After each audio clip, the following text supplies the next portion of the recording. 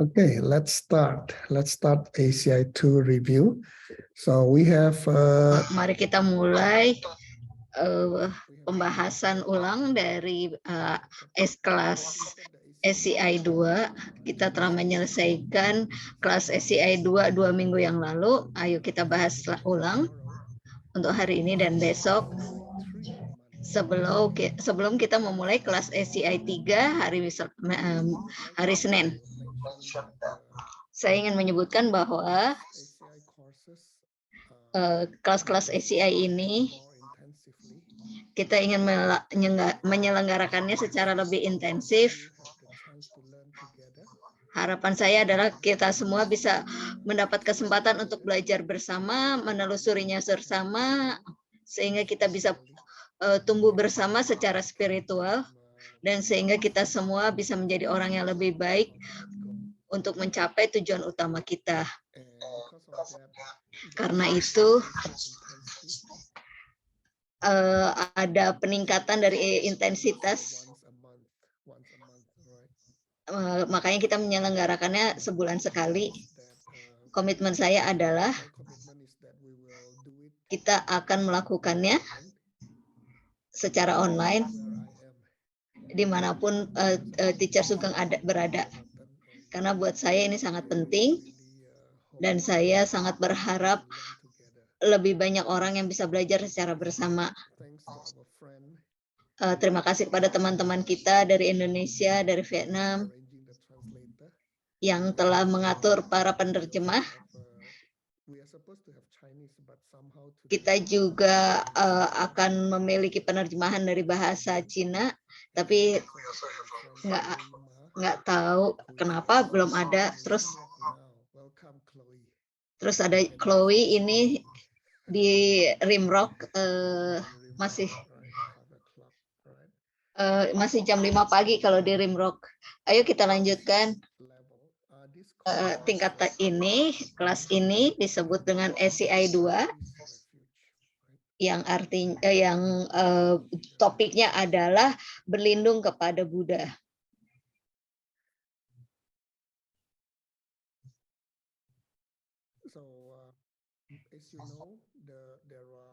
Seperti yang Anda ketahui,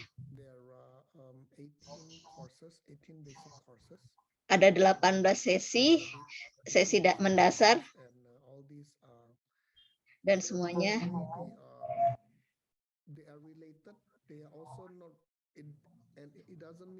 kelas-kelas itu berhubungan, tapi tidak berarti bahwa kita harus mengikutinya dari 1 sampai 18. Kita bisa hanya mengambil secara mana yang kita butuhkan, tapi akan lebih baik kalau kita bisa mengambilnya dari 1 sampai 18.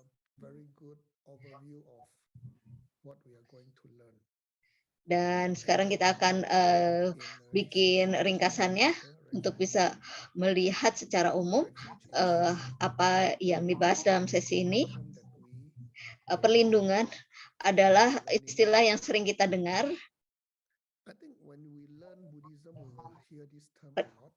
Pada saat kita belajar agama Buddha, kita akan sering mendengarnya. Sekarang kita coba membahas apa makna dari istilah tersebut. Sebelum kita melanjutkannya, kita coba melakukan mantra.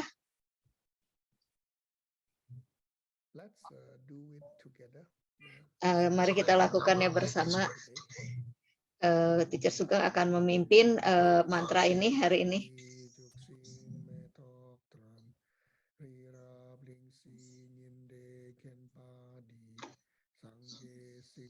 Mikte ulwargi dokun namdak singla cuparsyo idang guru ratna mandala kam niryatayami.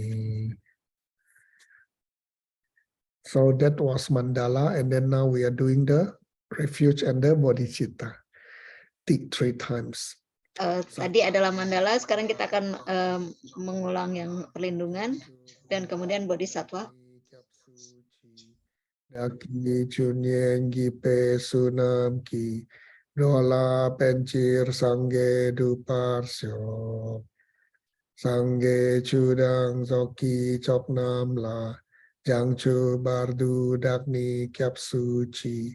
Daki chunyen gipe sunam ki. Dola pencir sangge duparsyo. Sangge chudang zoki choknam la. Jangchu bardu dakni kyap suci. Daki chunyen gipe sunam ki. Dola pencir sangge duparsyo.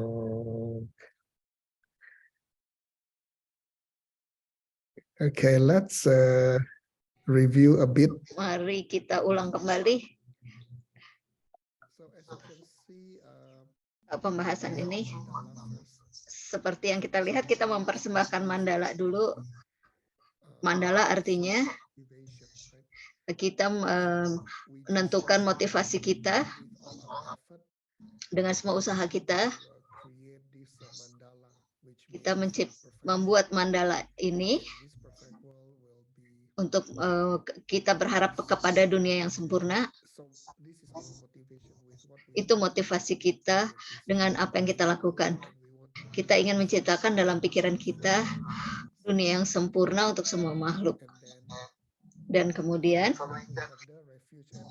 untuk mewujudkan itu kita memiliki perlindungan dan memiliki bodhicitta. Artinya kita mengambil perlindungan terhadap 3 permata, Buddha, Dharma, dan Sangha. Itulah sebabnya kenapa Chloe datang dari 3 permata di New York. Dan tentu saja dengan kekuatan kebaikan, dengan mendengarkan Dharma,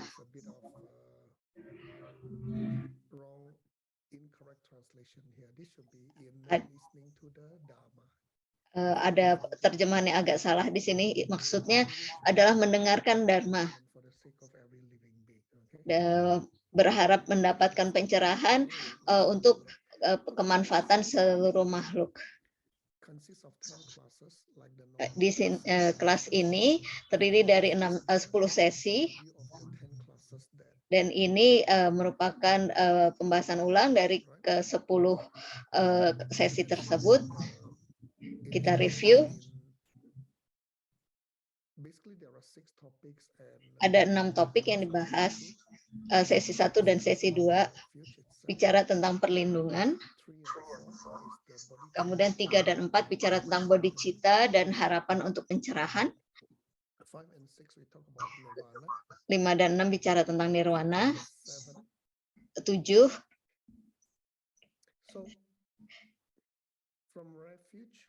dari perlindungan untuk ke bodhicitta. Tujuan kita adalah kita ingin mencapai pencerahan.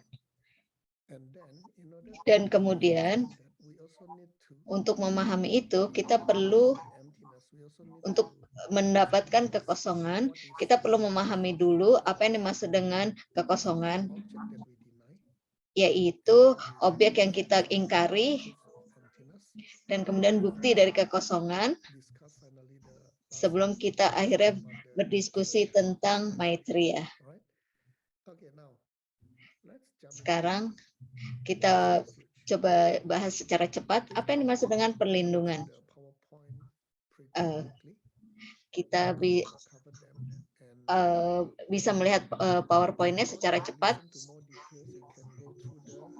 Kalau ingin mendengarkannya secara lebih mendetail, Anda bisa ke playlist dari kelas-kelas sebelumnya.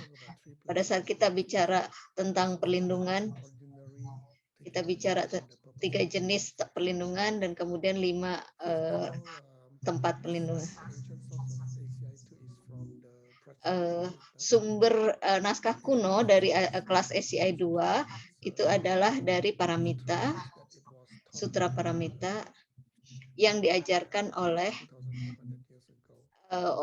Buddha 2.500 tahun yang lalu. Ada beberapa versi. Ada 3 versi, yaitu versi panjang, versi menengah, dan versi pendek. Di dalamnya ada juga Diamond Sutra, Diamond Cutter Sutra, dan kemudian ada Sutra Hati.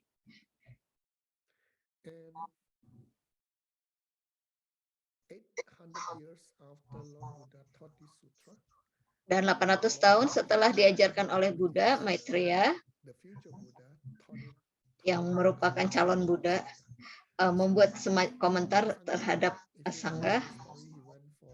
Kalau Anda ingat cerita tentang Asanga yang sudah melakukan meditasi lama untuk bertanya kepada Maitreya untuk mendapatkan penjelasan tentang sutra ini.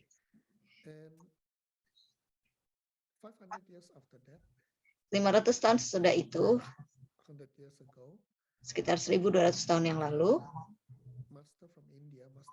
guru lain dari India yang namanya Haribhadra mengajarkan komentar itu, mengajarkan komentar terhadap ajaran dari Maitreya sekitar 500 tahun yang lalu. Kendrop Tempadarge mengajarkan komentar itu sebagai penjelasan terhadap yang diajarkan oleh Haribhadra. Sehingga pada dasarnya sutra asli yang diajarkan itu sangat sulit, makanya perlu disederhanakan. Makanya dicoba untuk dijelaskan dari makna dari sutra-sutra tersebut.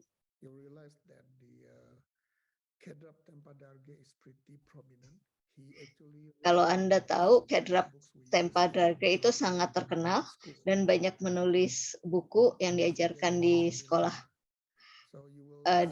Sama seperti Choni Lama. Jadi Anda akan melihat nama tersebut sering dikutip. Di sini kita bicara tentang kesempurnaan dari kebijaksanaan.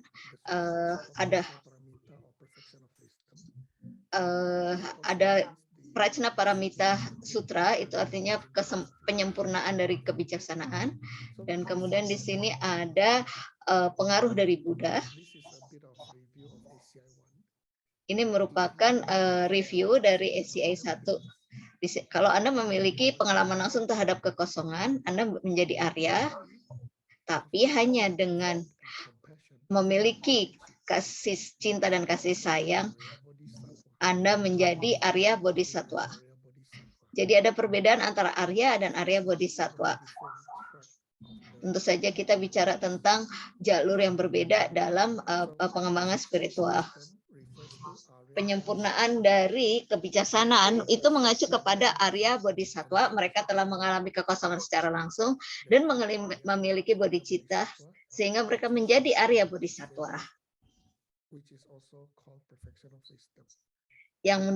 Dan disebut juga penyempurnaan dari kebijaksanaan. Jadi penyempurnaan kebijaksanaan ini merupakan nomor 6, yaitu penyempurnaan dari kegiatan yang dilakukan oleh bodhisattva. Gambar ini merupakan review secara umum. Siapapun bisa menjadi bodhisattva selama memiliki bodhicitta. Siapapun bisa menjadi bodhisattva kalau memiliki bodhicitta. Sebagai bodhisattva, Anda bisa mengalami kekosongan secara langsung yang menjadikan Anda Arya Bodhisattva. Dari pengalaman kekosongan secara langsung, Anda bisa masuk ke nirwana setelah Anda mengatasi hambatan. Pada saat itu Anda menjadi arhat. Hanya pada saat Anda mengalami bodhicitta dan mendapatkan pencerahan secara total, Anda menjadi Buddha.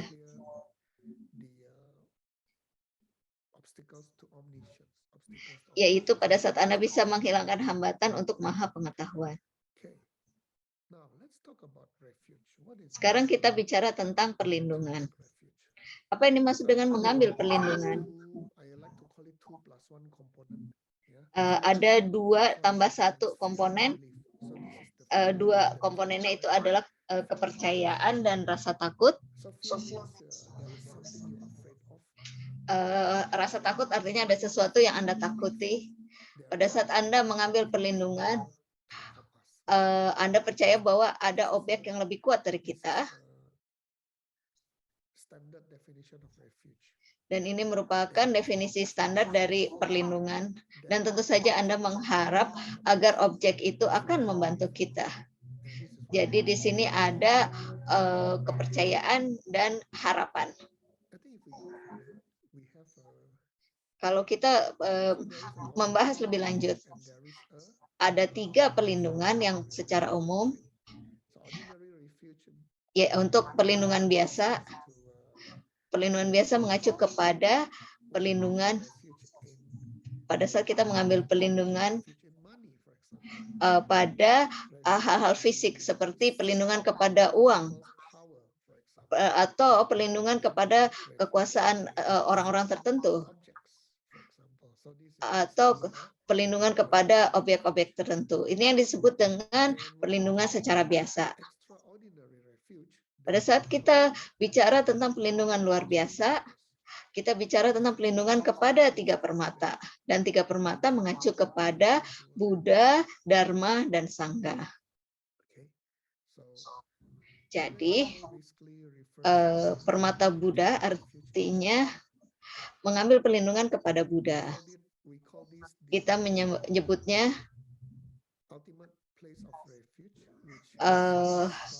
perlindungan utama yang memenuhi, artinya adalah Buddha adalah makhluk yang tercerahkan. Dia sudah berhasil memenuhi kebutuhannya sendiri dan kebutuhan orang lain. Apa yang dimaksud di situ? Permata Dharma artinya mengacu kepada pengajaran yang akan membawa kita kepada penyadaran terhadap kebenaran. Dan di sini ada pemberhentian dan jalur. Pemberhentian artinya kita harus berhenti. Artinya kita menghentikan kualitas negatif dalam diri kita.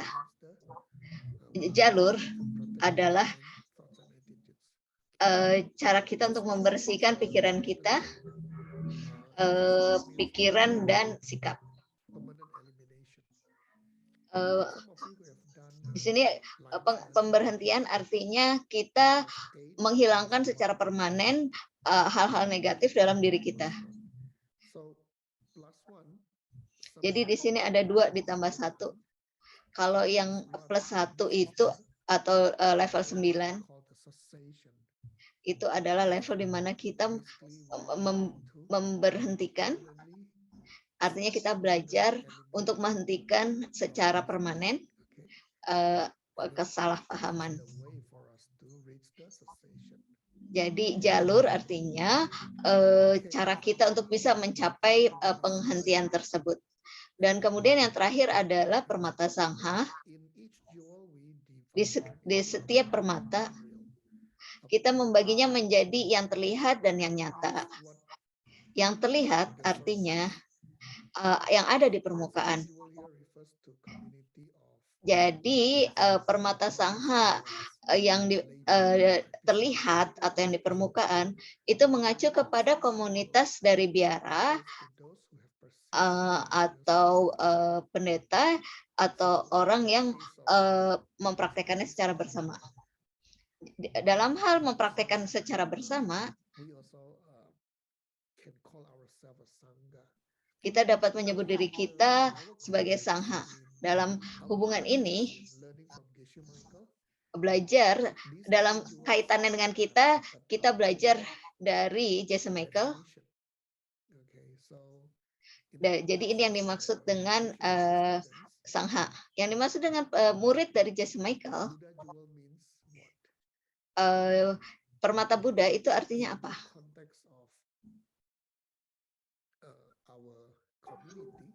Dalam kaitannya dengan komunitas, permata Buddha artinya orang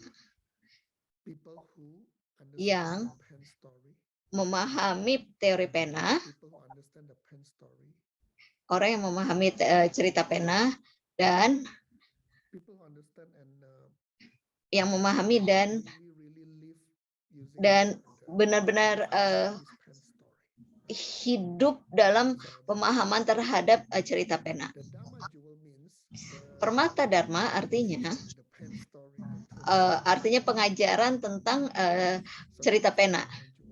Itu yang dimaksud dengan permata Dharma, dan kemudian permata Sangha, orang yang memahami pena dan mempraktekannya dalam hidup mereka. It doesn't mean that Buddha jewel you will carry the Buddha pendant and then you are protected. Ini sungguhnya proses penyempurnaan. Bukan berarti kalau Anda permata Buddha terus Anda harus memakai kalung yang ada Budanya di situ. Just that it's not the real jewel, right? The real jewel. Jadi ini bukan permata sebenarnya, tapi di sini bahwa artinya Anda memiliki spiritual, memiliki semangat untuk menjadi Buddha, untuk memenuhi kebutuhan kita. Kemudian permata Dharma, Anda memahami teori pena,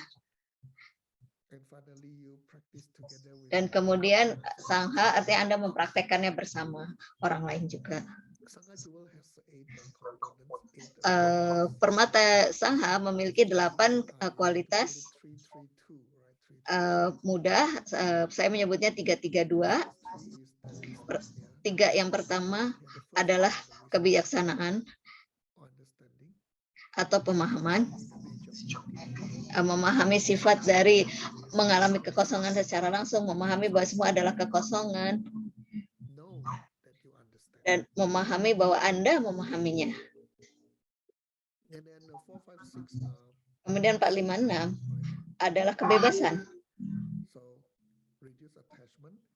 Anda mengurangi kemelekatan terhadap benda-benda, kemudian memiliki visi yang hebat, dan kemudian menyebarkan cinta kasih kepada orang lain.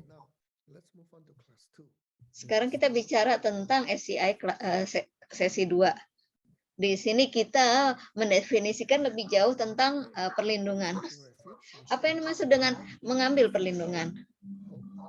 Kita bicara tentang rasa takut, kepercayaan, dan harapan. Itu yang dimaksud dengan mengambil perlindungan. Di sini kita bertekad untuk merubah kelakuan kita, perilaku kita. Itu yang dimaksud dengan mengambil perlindungan. Di sini kita bicara tentang karma dan kekosongan. Dan dalam kasus ini, kalau suami berteriak kepada kita, kita tidak berteriak kembali. Jadi di sini memahami kekosongan dan karma. Ada 2 jenis perlindungan. Kita sudah menyebutkannya sebelumnya. Perlindungan secara biasa dibandingkan dengan perlindungan luar biasa.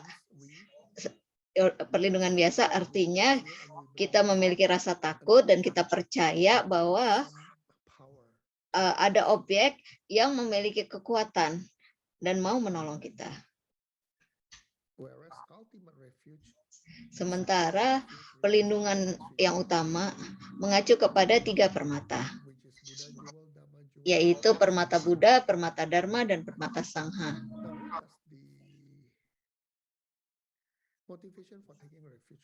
Kemudian apa motivasinya untuk mengambil perlindungan? Dari mana objek itu berasal? Itu berasal dari kesadaran di dalam diri kita.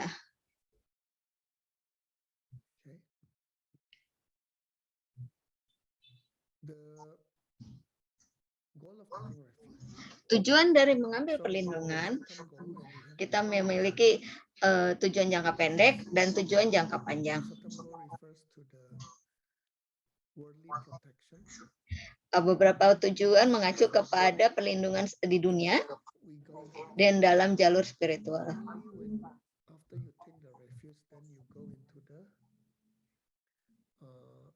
the spiritual path, right? The 5 spiritual path.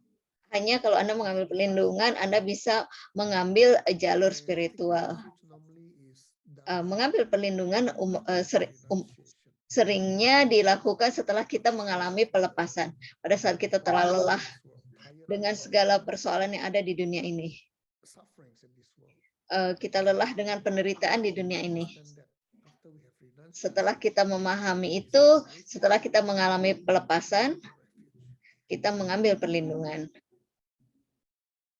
fear the problems, Kita merasa takut terhadap persoalan-persoalan itu, dan kita percaya bahwa tiga permata akan melindungi kita pada saat kita mengambil perlindungan. to enter the Dan- practice of secret Dan practice. itu merupakan syarat untuk bisa melakukan praktek, yaitu praktek rahasia. Secret practice means opportunity to be enlightened in lifetime. Dan praktek rahasia artinya kesempatan untuk bisa mendapatkan pencerahan. Goal is the Eh, attain the Buddha. Tujuan jangka panjang atau tujuan utama adalah untuk mencapai pencerahan atau kebudaan.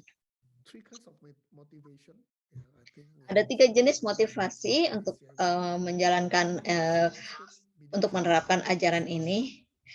Jadi ada yang jangkauan kecil, we don't want to fall into the jadi yaitu kita tidak ingin masuk ke kelahiran di kehidupan selanjutnya yang lebih rendah. and of course greater scope means want to get Kemudian jangkauan yang lebih luas adalah untuk mau keluar dari penderitaan ini demi kepentingan diri sendiri dan orang lain. and then now let's talk about the 5 exceptional. Dan sekarang kita bicara tentang 5 perlindungan yang luar biasa. Refer to the three scope, right? Pertama, kita mengacu kepada 3 jangkauan. Small scope. Yeah, small scope. Yang pertama disebut dengan jangkauan yang kecil. People with a small scope, and then Nyentu means Orang yang memiliki jangkauan kecil. listener track. The listener track, right? Listener track. Dan kemudian jalur pendengar. Motivation is to Motivasi mereka adalah better rebirth. untuk mendapatkan kelahiran kembali atau reinkarnasi yang lebih baik. Tidak ingin jatuh ke dunia yang lebih rendah. Basic belief, Kepercayaan dasar adalah percaya pada kehidupan yang selanjutnya, they also believe in the lower realms, right? dan juga percaya kepada kehidupan yang lebih rendah. The second one is called the Kebu. Yang kedua adalah jangkauan yang menengah. Kebu drink. And Rangyal means this is the second track, which is the self Dan Buddha track. ini adalah jalur yang kedua, yaitu orang yang menjadikan dirinya Buddha. And medium scope. So Ini adalah di jangkauan menengah. they want to get out of the wheel of Artinya mereka ingin keluar dari roda kehidupan. and they believe in the three jewels to bring us. Mereka percaya kepada 3 permata untuk membantu mereka keluar dari penderitaan. Prakteknya adalah menerapkan karma Get out of the samsara. dan bagaimana untuk keluar dari samsara. CIM 6 that is going on now. Itu kelas SCIM yang ke-6 yang sedang berlangsung sekarang. Bagaimana untuk keluar dari roda kehidupan atau kecanduan. Yang ketiga adalah jangkauan yang lebih besar. Kebu Chenpo, and the goal is Jangsen. Tujuannya adalah menjadi bodhisatwa. Jangchuk Kisen, ya, Bodhisattva, right? So here Di sini get out of the wheel. kita ingin keluar dari roda kehidupan bersama dengan orang lain. Bodhisatwa dan bodhicitta. Prakteknya adalah 6 penyempurnaan yang sedang kita bahas tadi. What are the other two? Dan ada 3 ditambah 2. Yui means this is the fourth kind. Yui means the cause. Ini adalah jenis yang keempat, penyebab dari perlindungan. The cause means Perlindungan kepada penyebab, quality of others yaitu kualitas dari orang lain yang pernah mencapai pencerahan sebelumnya. Jadi ini merupakan penyebab untuk mencapai pencerahan dan akhirnya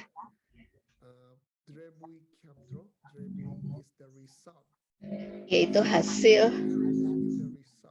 artinya kita mencari perlindungan terhadap hasil. Pada saat kita mempraktekannya, kita mencapai pencerahan, itu hasilnya. Jadi kita mencari perlindungan dari diri kita menjadi Buddha di masa depan. Semua makhluk memiliki potensi untuk mencapai kebudaan.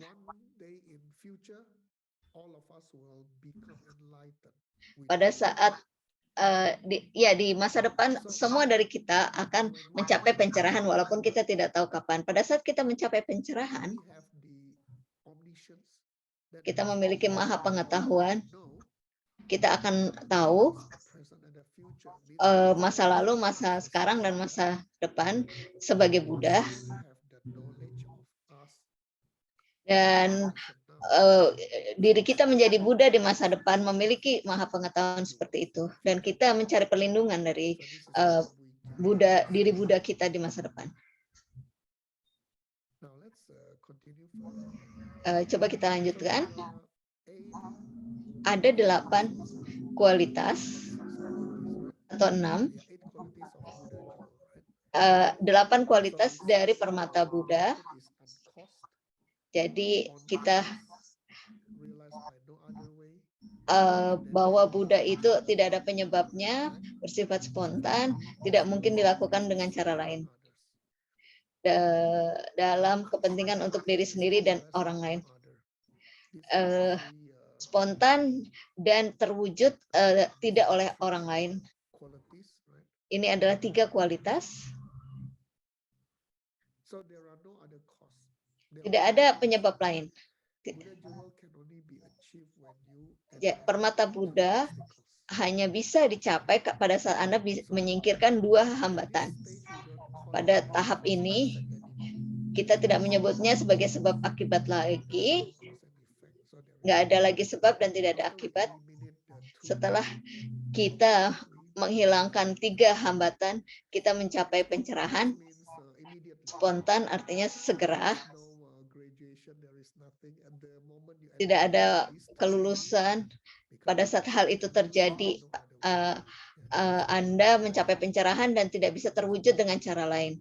Tidak ada cara lain untuk mencapai kebudaan. Tentu saja kita bicara tentang pengetahuan, cinta kasih, dan kekuasaan. Yaitu kita bicara seperti yang dibahas di DCI level 8. Seorang pemimpin memiliki 3 kualitas. Mereka memiliki pengetahuan, tahu harus pergi kemana. Mereka tahu kemana harus membimbing orang lain. Mereka memiliki cinta kasih untuk membimbing orang lain dan kemudian mereka memiliki kekuasaan untuk bisa membawa orang-orang tersebut.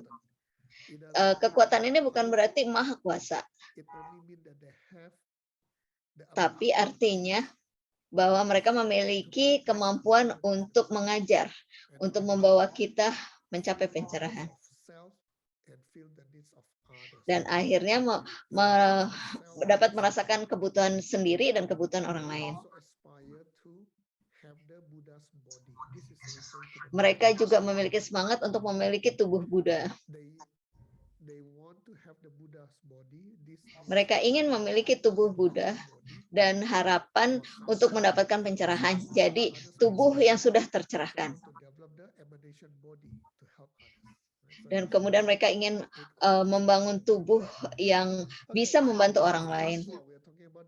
Sesi 3 dan 4 kita bicara tentang bodhicitta. Bodhicitta adalah definisi. Bodhicitta bisa dibagi menjadi 2, yaitu harapan dan tindakan. Definisi singkat oleh Maitreya. Kemudian kita memiliki definisi panjang. Kita mengulangi lagi. ada 8 kualitas dari permata Buddha. Sebelum kita membahas lebih lanjut, kita bicara tentang naskah kuno.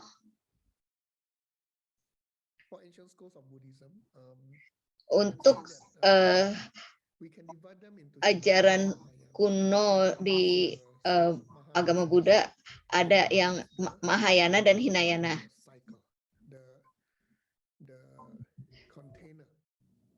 Mahayana itu artinya besar, kemudian kalau Hinayana itu artinya tempat yang menampung. Roda kecil dan roda besar. Yang kelas Hinayana, kita menggunakan istilah Abhidhamma, Mahsab Abhidhamma atau Mahsab Detailis.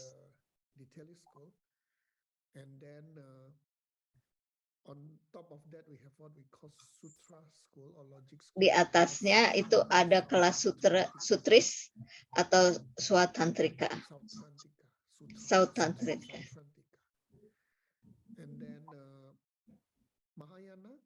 Untuk yang Mahayana dibagi menjadi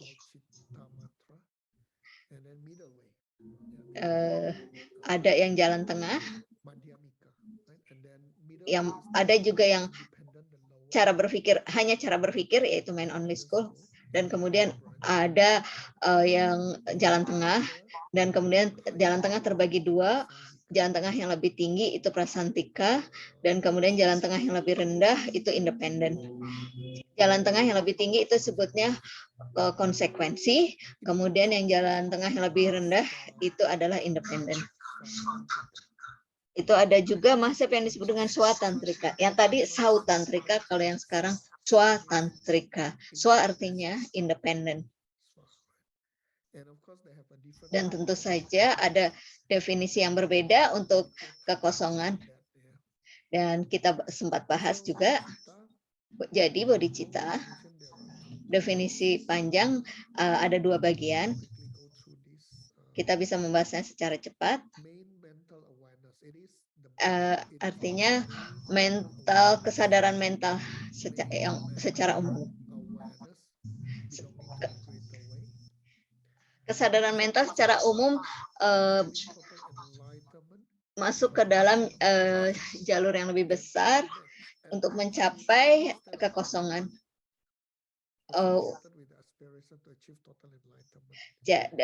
Dengan harapan untuk mencapai pencerahan yang sempurna. Dan ini masuk dalam jangkauan yang besar dan termasuk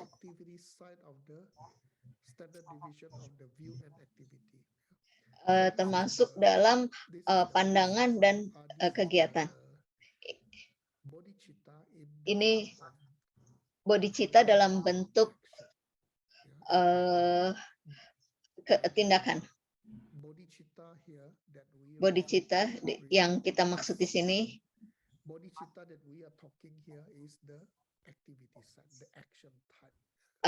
adalah bodhicitta yang melakukan tindakan, yaitu jenis bodhicitta yang melakukan tindakan. Kemudian yang selanjutnya adalah definisi panjang, yaitu kalau yang definisi singkat oleh Lord Maitreya itu mudah, yaitu keinginan untuk mencapai pencerahan demi kepentingan orang lain. Dan ini yang selalu kita gunakan.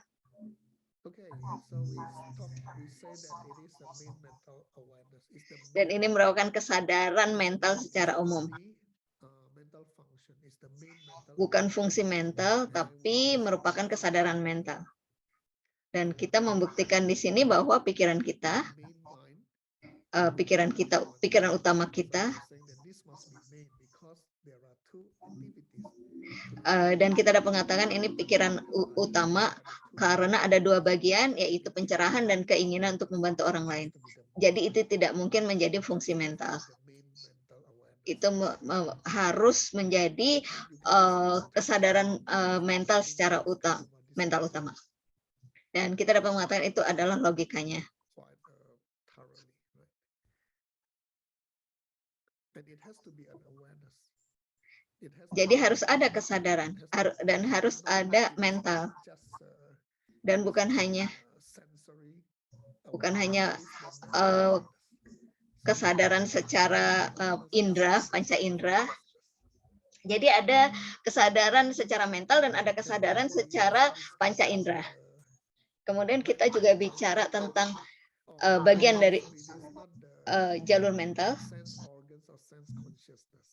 Jadi bukan kesadaran secara panca indera, tapi kesadaran secara mental sebagai makhluk hidup. Kemudian kita bicara tentang bahwa ini masuk ke dalam yang jangkauan besar. Jadi kita ingin menyingkirkan bodhicitta dari batang tebu. Kalau Anda tahu tentang batang tebu, itu apa namanya? Cuman ada kulitnya tapi tengahnya kosong. Jadi kalau bodhicitta batang tebu maksudnya kita hanya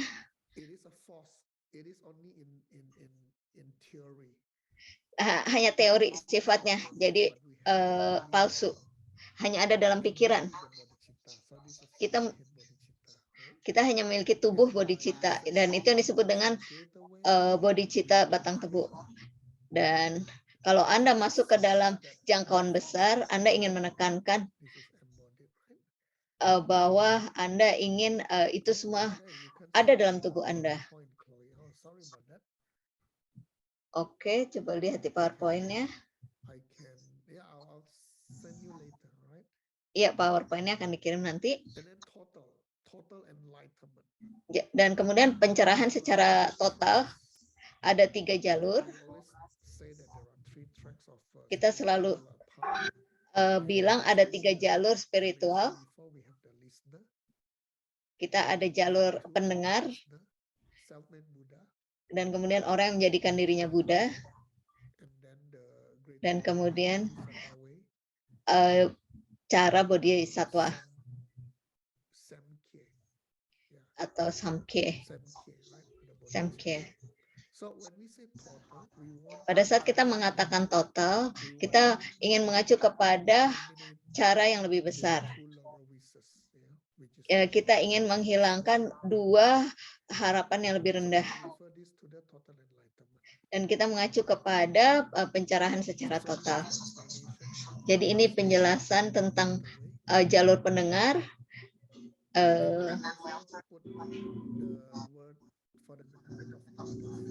dan kemudian juga ada kata untuk kepentingan orang lain.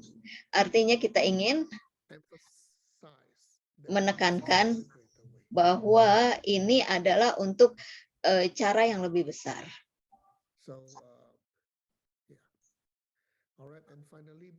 Dan akhirnya juga bicara tentang kepentingan orang lain. Jadi kita ingin bodhicitta menampilkan cara hidup bodhisattva dan bukan cara hidup sang pendengar atau orang yang menjadikan dirinya Buddha. Kemudian sesi 3 dan 4 kita bicara tentang bodhicitta yang berbeda, yang dibagi berdasarkan pemahaman spiritual. Coba kita lihat. Jadi kemajuan spiritual atau pemahaman spiritual bisa dibagi menjadi 3 jalur, dan masing-masing jalur memiliki 5 jalur lagi. Semuanya sangat mirip.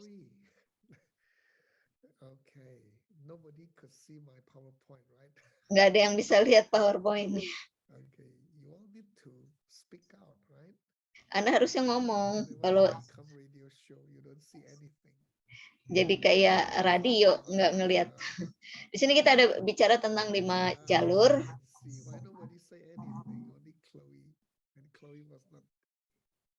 Nggak ada yang ngasih tahu. Cuman Chloe yang ngomong. Ada 5 jalur. Coba kita lihat. Kita ada jalur akumulasi, Terus kemudian jalur persiapan, jalur penglihatan, jalur pembiasaan, dan kemudian yang kelima tidak ada lagi pembelajaran. Nah kalau gitu di mana bodhicitta dalam jalur tersebut? Yang pertama, jenis bodhicitta yang pertama berada dalam jalur akumulasi dan jalur persiapan. Yang pertama, bodhicitta yang jenis pertama disebut harapan, percaya terhadap harapan. Yaitu Anda memiliki harapan terhadap pencerahan.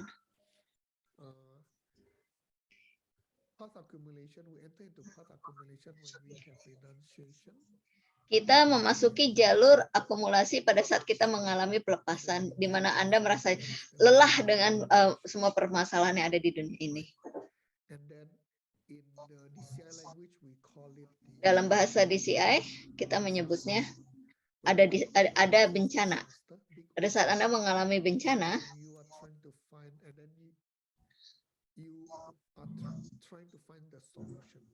dan kemudian Anda berusaha mendapatkan solusinya.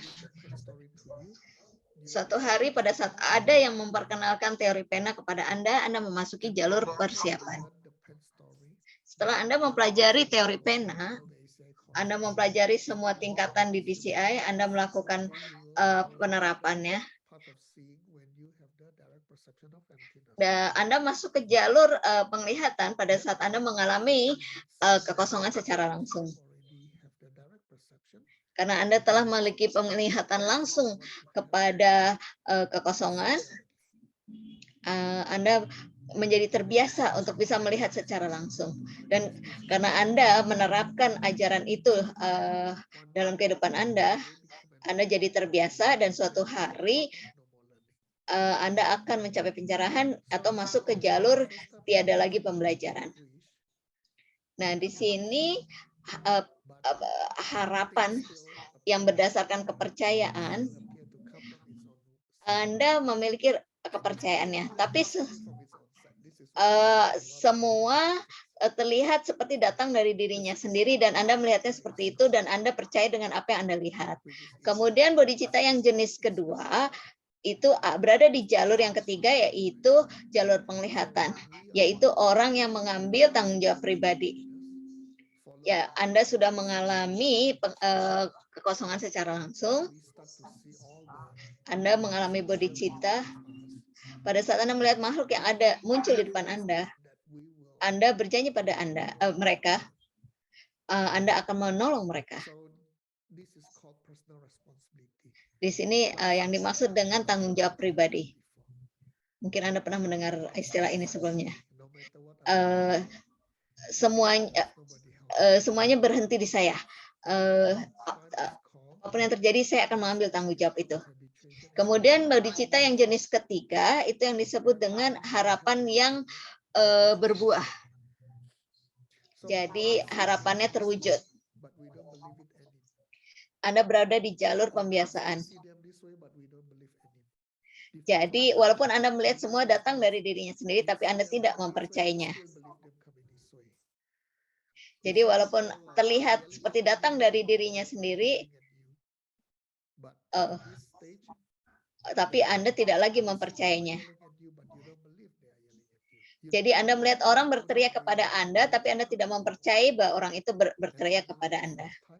Dan kemudian bodhicitta yang jenis keempat terjadi di jalur tiada lagi pembelajaran, di mana Anda telah berhasil menyingkirkan semua hambatan.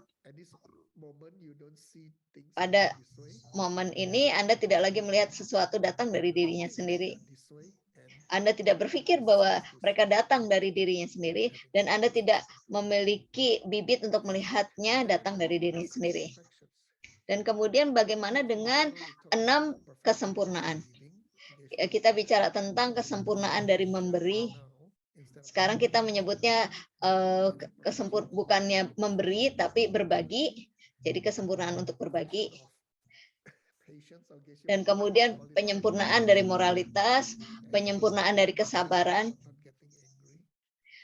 Sekarang tidak lagi disebut kesabaran, tapi tidak menjadi marah. kemudian usaha yang dilakukan dengan senang hati atau dikatakan dengan usaha, penyempurnaan dari usaha, dan kemudian penyempurnaan dari meditasi.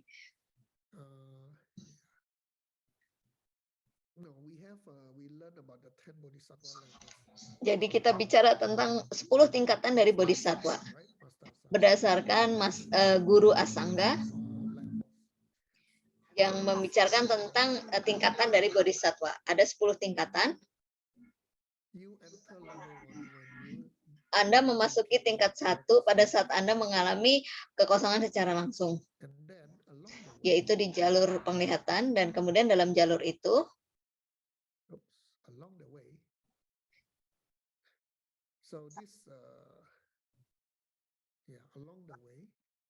dalam jalur itu, dalam jalur pembiasaan, pada saat Anda masuk ke tingkatan 1 atau level 1, Anda mulai fokus kepada penyempurnaan dari berbagi. Dan kemudian Anda masuk ke tingkatan 2, yaitu penyempurnaan dari moralitas. Setelah Anda menguasainya, Anda masuk ke tingkatan 3, 4, 5, dan 6. Di tingkatan 6 itu penyempurnaan dari kebijaksanaan. Tingkatan 7 merupakan penyempurnaan dari metode, dari cara yang berguna, dan kemudian di tingkatan 8 itu disebut dengan bodhisattva tingkat tinggi,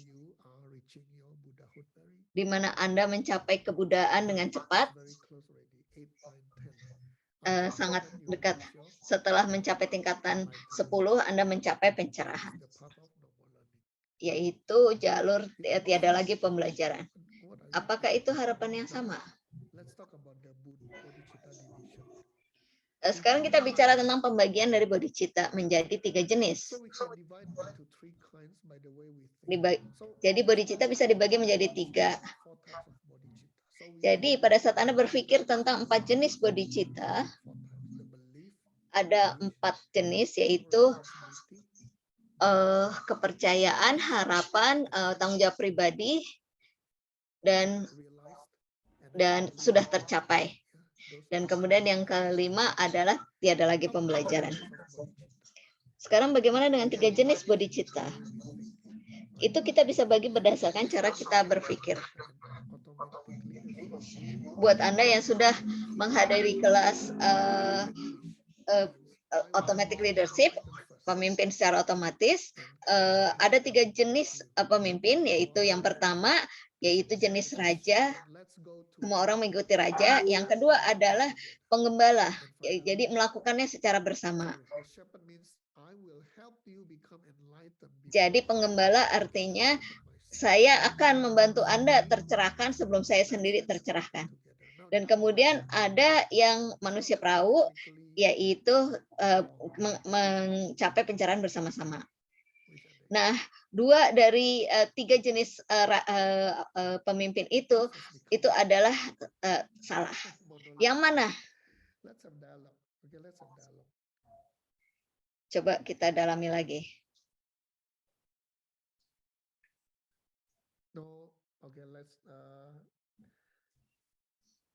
Let's have dialogue. No dialogue. All right. No. Okay, I saw answer already. Yeah, 2 and 3 are wrong. Ya, dari 3 yang tadi 2 salah. Jadi yang benar itu adalah menjadi raja. Hanya pada saat kita sudah tercerahkan, kita bisa membantu orang lain untuk mencapai pencerahan.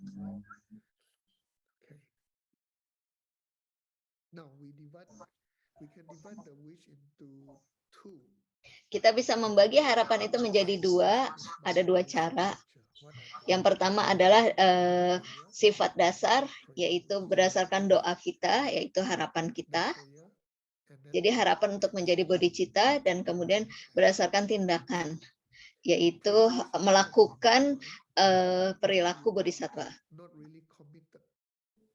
Jadi kalau hanya berdoa, itu Anda punya harapan tapi tidak melakukannya. Tapi kalau yang kedua adalah kita benar-benar melakukannya. Ya, ini bentuknya adalah sumpah bodhisattva. Jadi kita bisa mengambil sumpahnya itu dalam bentuk tindakan. Yeah, 18 and 4 plus 46. Ada 18 ditambah 46. Right.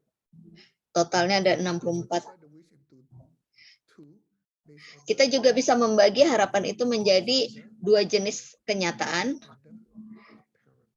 yaitu yang utama dan yang terlihat. Okay, let's go to class 5. Sekarang kita masuk ke sesi 5. Six, we are talking about 5 dan 6, kita bicara tentang definisi dari nirwana. Dan let's have a 5 minutes break, okay? coba kita istirahat selama 5 menit untuk memberi waktu para penerjemah kita untuk istirahat sebentar. Dan buat Anda semua untuk bisa mencerna dua sesi yang pertama. Kita membahasnya secara cepat karena ini, tapi kita coba bertahan lah untuk mampu mencerna pelajaran cepat ini. Kita istirahat 5 menit.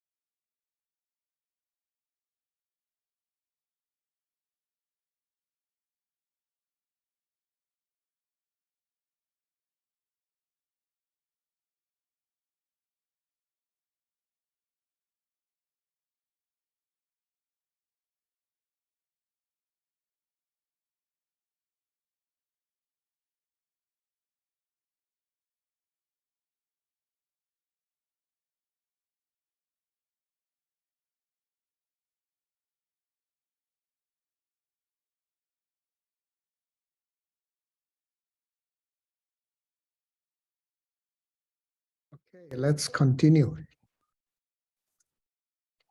Okay, let's continue.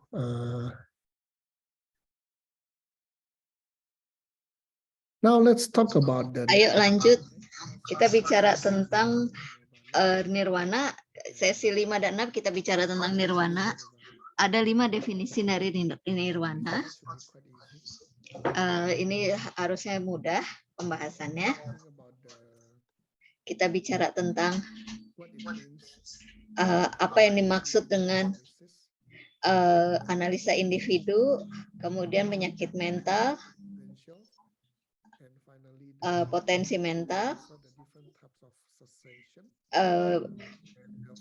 jenis pemberhentian yang berbeda, beberapa jenis berbeda. Jadi definisi dari nirwana artinya melampaui rasa sedih. Sebentar, mau dicek. Ada sesuatu yang mau dicek.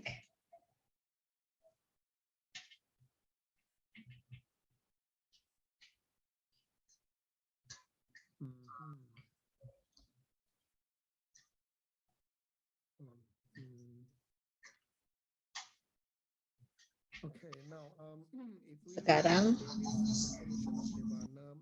jadi definisi nirwana dalam bahasa Tibet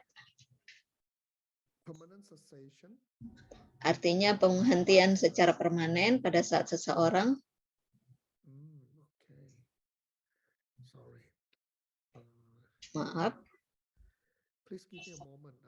sebentar harus membalas pesan. Bentar.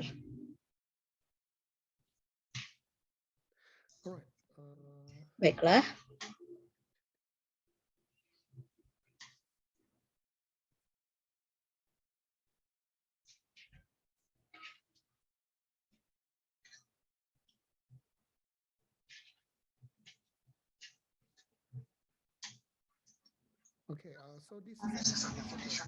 Jadi ini definisi yang sering digunakan, penghentian secara permanen sesudah Anda telah menghilangkan hambatan dari penyakit mental.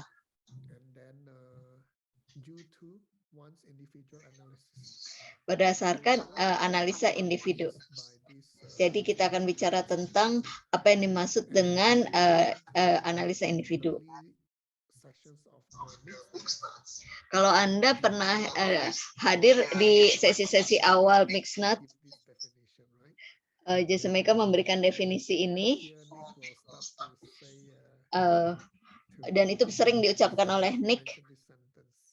Jadi Nick sering sekali menyebutkan kalimat ini.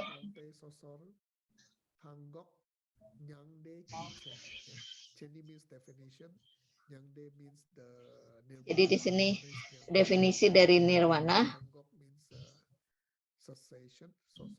yaitu penghentian dari penyakit mental, hambatan yang diakibatkan oleh penyakit mental yang dilakukan berdasarkan analisa individu. Jadi analisa individu mengacu kepada kesadaran yang dicapai oleh seseorang terhadap 4 kebenaran.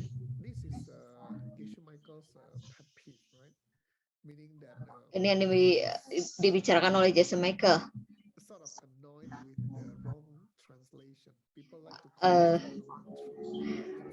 Ada yang menyebutnya ini sebagai 4 kebenaran mulia, tapi sungguhnya itu terjemahan yang salah. Tidak ada sesuatu yang mulia di situ. Yang benar harusnya 4 kebenaran Arya. Jadi analisa individu di sini mengacu kepada kesadaran seseorang terhadap 4 kebenaran setelah mengalami kekosongan secara langsung. Jadi setelah Anda mengalami bodhicitta secara langsung, Anda mengalami kesadaran secara pribadi. Jadi apa definisi dari nirwana? Ada 4 kebenaran, kebenaran dari penderitaan, kebenaran dari sumber penderitaan, kebenaran dari penghentian dari penderitaan, dan kebenaran dari jalur untuk menghentikan penderitaan. Jadi itu adalah 4 kebenaran Arya. Apa yang kita hilangkan? Di sini kita menghilangkan secara permanen.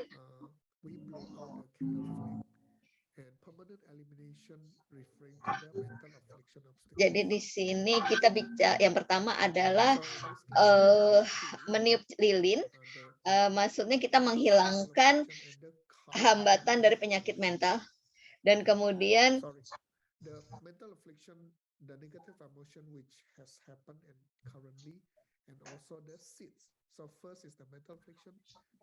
dan kemudian menghilangkan penyakit mental dan emosi negatif. Jadi kita berhasil menghilangkan kedua itu secara permanen. Jadi sudah dihilangkan secara permanen, dan penghentian tersebut dapat terjadi sebelum jalur penglihatan, tapi biasanya terjadi. Ini menarik karena bisa terjadi. Jadi kita katakan jalur yang nomor 2, yaitu jalur persiapan. Kita bisa bagi jalur persiapan ini menjadi 4 bagian. Yang terakhir, sebelum jalur penglihatan. Nah, Anda di situ berhasil menghilangkan secara permanen semua hambatan. Maaf, kayaknya salah ini. Maaf. Jalur penglihatan tidak menghilangkan, hanya pada saat kita bisa menghilangkan semua hambatan yang datang dari emosi negatif. Dan penghentian itu bisa terjadi sebelum jalur penglihatan, tapi tidak berarti bahwa itu pasti terjadi.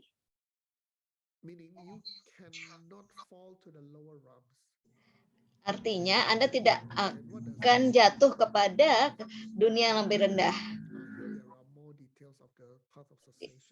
Di sini ada penjelasan lebih jauh dari jalur penghentian. Di sini kita mengatakan bahwa kita mau mendengar teori pena lebih dari 3.000 kali. Dan barulah Anda bisa masuk ke jalur penglihatan. Tapi tentu saja Anda membutuhkan bibit-bibit yang mendukung. Tapi kalau Anda benar-benar memahami teori pena,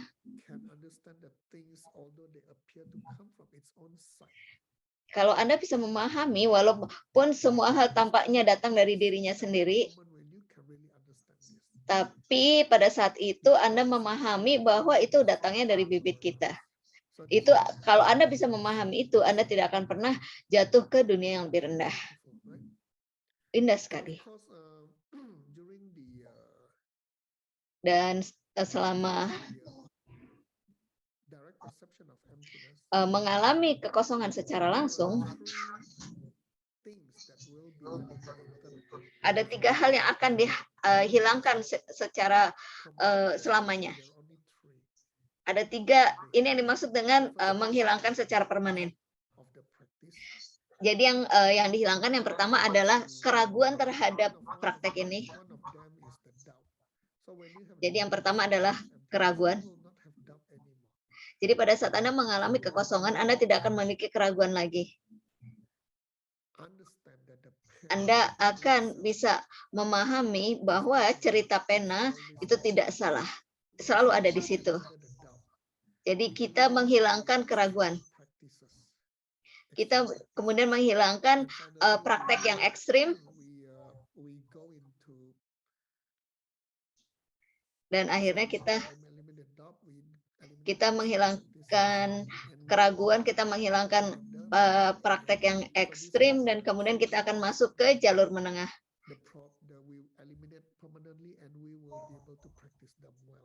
Sehingga pada saat kita berhasil menyingkirkan semua selamanya, kita akan bisa mempraktekkan kebaikan. Jadi di sini kita seperti masuk ke ban berjalan. Anda masuk ke jalur dan Anda akan dijamin untuk bisa mencapai pencerahan paling banyak maksimum itu 7 kehidupan.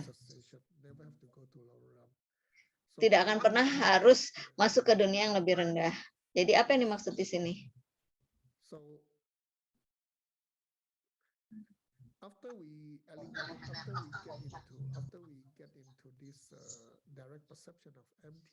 Setelah kita mengalami kekosongan secara langsung, setelah kita memahami teori pena, Anda tidak akan pernah masuk ke dunia yang lebih rendah. Pada saat itu,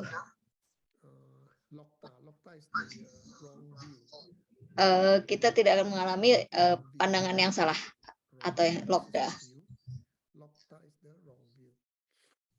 Jadi kita tidak mengalami pandangan yang salah, pandangan dunia yang salah. Dalam kenyataannya, saya masih ingat beberapa hari yang lalu di berita Peachtree, Jason Michael bercerita tentang mengajarkan pandangan hidup dunia. Ada 100 sistem kepercayaan. Kecuali yang jalan tengah, kita bicara tentang pandangan dunia yang salah. Nah, kita bicara tentang lokta. Ini berdasarkan buku yang diterjemahkan oleh Ben Kramer. Di sini kita bicara tentang akar dari perbuatan baik.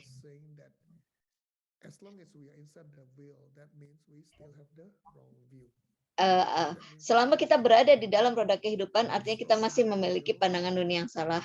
Dan kemudian pandangan dunia yang salah ini itu mencabut akar dari kebaikan kita.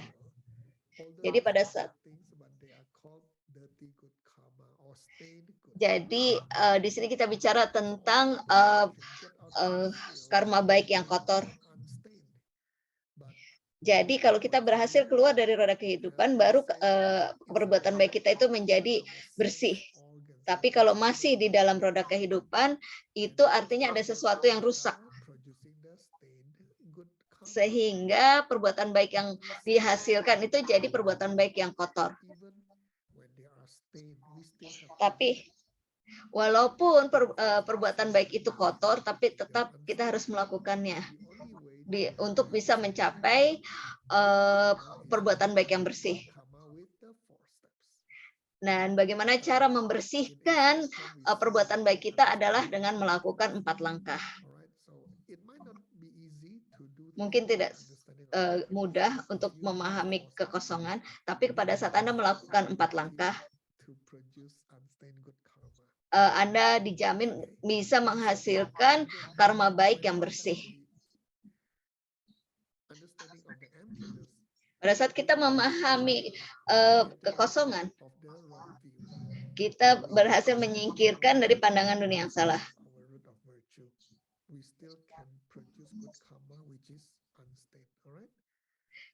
Sehingga kita bisa menghasilkan karma baik yang tidak ternoda. Sekarang kita memahami ada 2 hambatan. Hambatan terhadap pencerahan ada 2. Yang pertama adalah penyakit mental, dan kemudian hambatan terhadap maha pengetahuan. Untuk mencapai nirwana, untuk keluar dari roda kehidupan, kita harus bisa mengatasi hambatan itu. Kemudian hambatan terhadap maha pengetahuan itu tidak berarti masuk ke dalam situ. Artinya kita bisa mencapai nirwana, tapi kita tidak mendapatkan pencerahan. Kemudian kita bicara potensi dari bibit.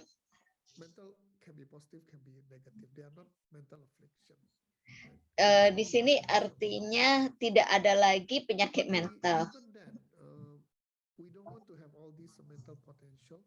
Tapi kita hanya punya potensi. Tapi walaupun begitu kita tidak mau memiliki potensi tersebut karena kita tidak mau masuk kembali ke roda kehidupan atau roda penderitaan. Nah, bagaimana cara keluarnya? Yaitu pemahaman yang benar. Jadi ada 4 kebenaran Arya.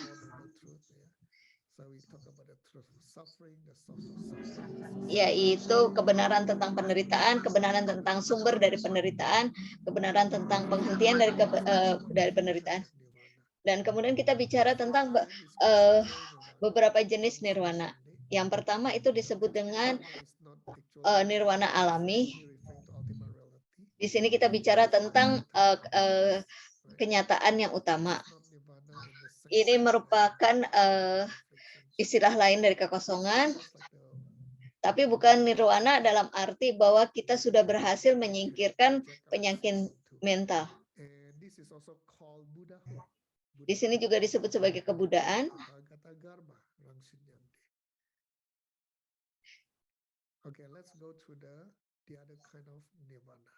Kemudian nirwana jenis lain. Ini merupakan sesi 6. Kita akan bahas beberapa definisi. Kita ada bicara tentang penyakit mental atau emosi negatif. Ini kalau dalam bahasa Sanskerta disebut klesa, ada yang bilang kilesa. Maksudnya adalah penyakit mental atau emosi negatif. Yang nyundrip itu artinya hambatan terhadap penyakit mental. Jadi hambatan yang disebabkan oleh penyakit mental atau bibit mental. Jadi kalau yang sebelumnya itu masih bersifat potensi atau bibit, tapi kalau yang sekarang adalah yang sebenarnya sudah terjadi. Jadi ada 4 jenis nirwana. Yang pertama, kita sudah bicara sebelumnya tentang nirwana secara alami. Ya, yang merupakan istilah lain dari kekosongan. Seperti layar kosong. Jenis kedua dari nirwana itu adalah nirwana dengan sesuatu yang tertinggal.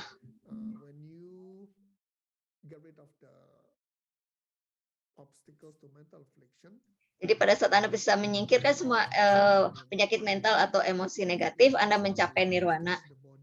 Tapi Anda masih memiliki tubuh Anda. Nah, itu disebut dengan nirwana dengan sesuatu yang tertinggal.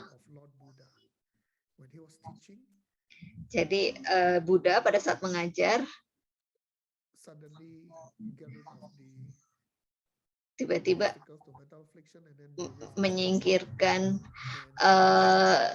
hambatan dari penyakit mental dan kemudian mencapai nirwana, tapi karena masih memiliki tubuh, nah itu artinya karena itu dari bibit sebelumnya. Jadi pada saat kita masih memiliki tubuh ini artinya nirwana dengan ada sesuatu yang tertinggal.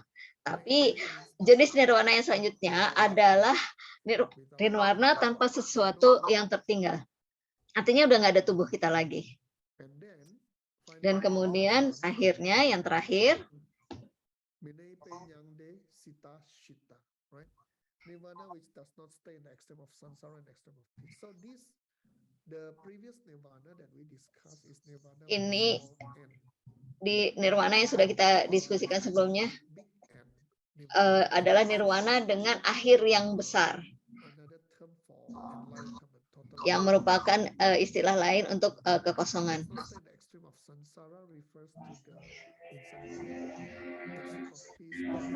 Di mana kita tidak berada di dalam roda kehidupan yang merupakan kesengsaraan yang ekstrim, tapi juga tidak berada dalam kedamaian yang ekstrim.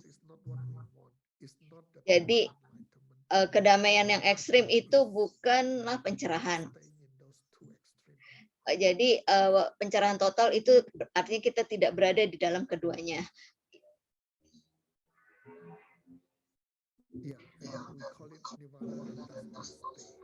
Nah, kita sebut itu sebagai nirwana yang tidak menetap. Ini yang disebut dengan pencerahan total. Kita tidak berada dalam penderitaan yang ekstrim, tadi tidak juga berada dalam kedamaian yang ekstrim. Itu yang disebut dengan pencerahan seutuhnya. Sekarang, bagaimana kita mencapai nirwana? Ada 3 jenis pelatihan. Yang pertama adalah pelatihan kebijaksanaan yang luar biasa. Kita harus belajar. Untuk mencapai kekosongan, kita harus mempraktekkan teori pena. Ini yang disebut dengan pelatihan kebijaksanaan. Yang selanjutnya adalah pelatihan untuk moralitas dan fokus. Di mana Anda menjaga etika Anda dengan mempertahankan Six Times Book, dan kemudian untuk fokus Anda perlu melakukan meditasi. Anda perlu mempertahankan moralitas Anda. Anda harus melakukan meditasi. Jadi ini merupakan 3 pelatihan luar biasa yang Anda perlu dapatkan untuk mencapai nirwana.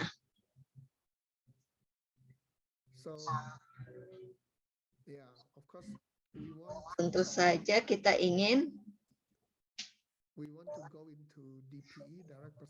mendapatkan pengalaman langsung terhadap kekosongan. Tapi Anda perlu masuk ke jalur pembiasaan. Kita perlu terbiasa dengan apa yang kita lihat pada saat mengalami kekosongan secara langsung. Terutama pemahaman terhadap teori pena dan 2 suami di dapur. Jadi jangan pernah berteriak balik. Jadi kita tahu bahwa suami yang kedua itu tidak pernah ada, tidak akan pernah ada, dan tidak ada sekarang. Dan itu yang kita pelajari di kelas yang sesi 7. Kita sekarang bicara tentang 5 dunia, yaitu nirwana dengan sesuatu yang tertinggal. Di sini kita bicara tentang tubuh dan pikiran. Di sini kita bicara tentang tubuh dan pikiran. Di dalam roda kehidupan itu adalah rantai nomor 4. Setelah karma mentah, Anda tidak mencapai kesadaran, dan kemudian di sini mempengaruhi tubuh dan pikiran Anda. Jadi kemudian yang pikiran itu mental sesungguhnya, maksudnya itu kita bicara tentang pikiran utama dan bicara tentang perasaan. Dan kemudian pada saat kita bicara tentang perasaan, kita memiliki 2, yaitu diskriminasi dan faktor-faktor lain. Dan kita bicara tentang penyebab. Jadi siapa penyebabnya atau penjahatnya? Yaitu penyakit mental atau emosi negatif. Jadi di sini penjahatnya adalah perasaan yang disebabkan oleh diskriminasi. Jadi diskriminasi itu maksudnya saya senang ini, saya tidak senang itu, saya pilih ini, saya tidak pilih itu. Nah, itu merupakan diskriminasi. Itu menyebabkan penyakit mental.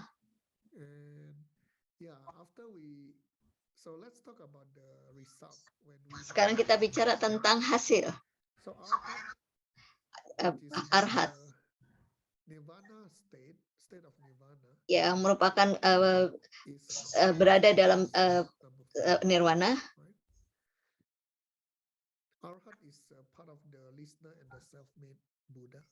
Yang arhat ini merupakan jalur pendengar dan orang yang menjadikan dirinya Buddha. Kenapa ada hasil keempat? Karena ada 2 hasil lagi. Yang pertama itu adalah orang yang memasuki jalur. Pada saat Anda mengalami kekosongan secara langsung, Anda masuk ke ban berjalan. Anda disebut juga orang yang memasuki jalur. Sotapanna, I think is the term in Pali, right? And this is basically all the 3 tracks will have this. Jadi semua 3 jalur, yaitu jalur Bodhisattva, jalur pendengar, dan jalur orang yang menjadikan dirinya Buddha ada di situ. Dan kemudian di sepanjang jalan, dalam jalur pembiasaan, Anda masuk ke orang yang kembali sekali.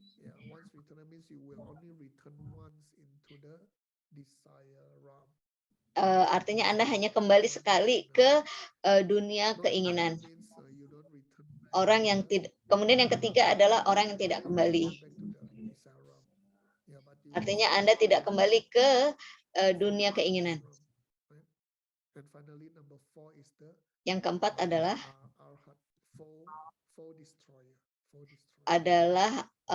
arhat yang penghancur musuh. Dan akhirnya, ini adalah slide yang terakhir untuk hari ini. Menurut mazhab Swatantrika atau jalur tengah yang lebih rendah,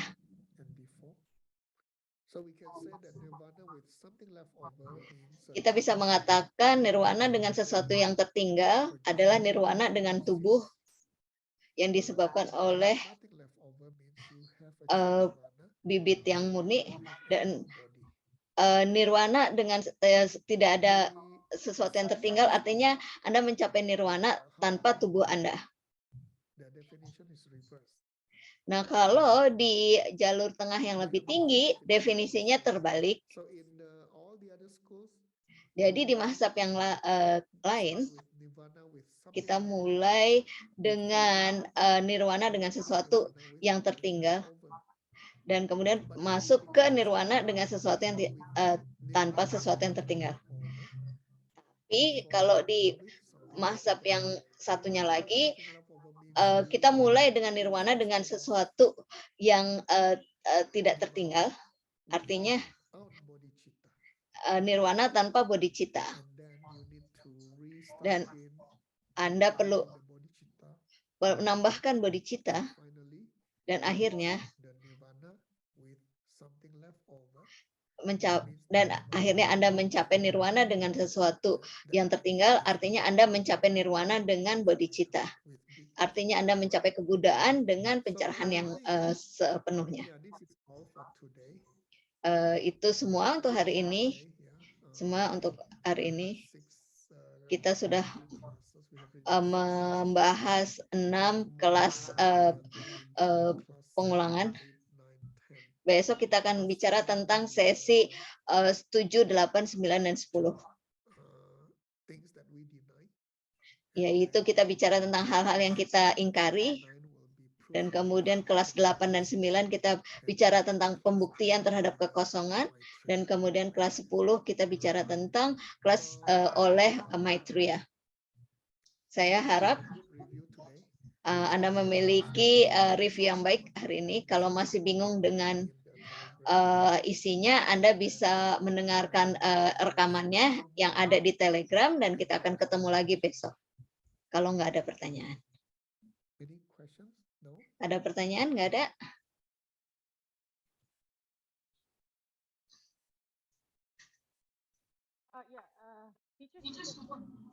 Ya, Teacher Sugeng, ada pertanyaan.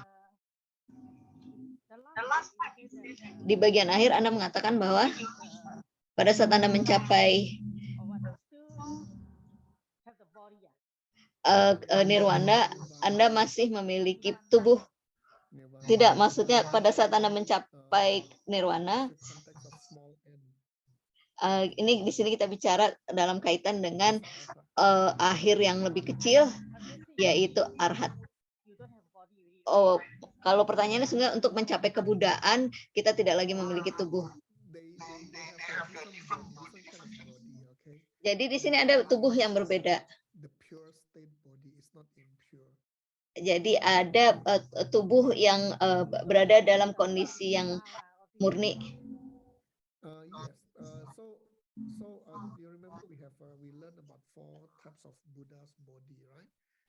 Kita sempat belajar tentang 4 jenis tubuh Buddha. Jadi di sini kita bicara tentang tubuh yang dalam kondisi murni dan bukan kondisi yang tidak murni. Ya, untuk mencapai bodhicitta. Ya, terima kasih. Alright, let's oh yeah, foto and prayer. Thank you, Krista. Kita mencapai, oke, kita melakukan mantra dan kemudian ambil foto. Picture. Ambil foto dulu. I will take myself. Let me get rid of the chat box. Alright, ready? Ya, siap. Ready? All of you. Okay. Final chance to turn on your camera if you want to. If not, then 1, 2, 3. Yay! Oh, I saw a Korean here. Chantel Fong, how are you? Miss Korea. Oh, Tommy Lok Ada is yang dari Korea nih. Chantel Fong dari Korea. Terus ada Tommy juga. thank you very much for joining me today. We'll see you tomorrow for class 7, 8, 9. Terima kasih sudah bergabung hari ini. Kita akan ketemu besok Thank you. untuk sesi 7, 8, 9, 10. Terima kasih. Dadah. Thank you. Bye. Dadah.